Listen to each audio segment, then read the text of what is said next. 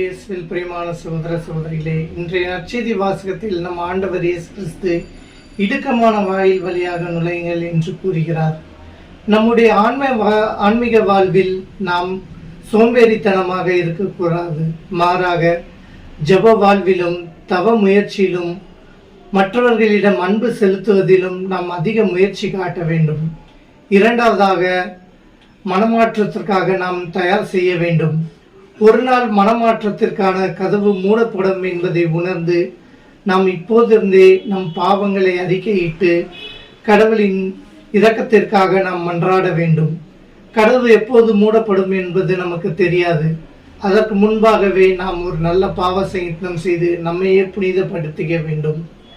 மூன்றாவதாக, நாம் நம்மையே தாழ்மைப்படுத்திக் கொள்ள வேண்டும். எப்போதும் நாம் நம்மை மிக உயர்வாக கருதி கொள்கிறோமோ அப்போவே நாம் தூக்கி எறியப்படுகிறோம். கடவுள் முன் நாம் அன்னை மரியாளை போல தாழ்ச்சி கொள்ளும் போது கடவுள் நம்மை எல்லாவற்றிற்கும் மேலாக உயர்த்துவார். எனவே நாம் தாழ்ச்சியுடன் நம்முடைய பாவங்களை அறிக்கையிட்டு புனித வழியில் நடப்போம். ஆமென்.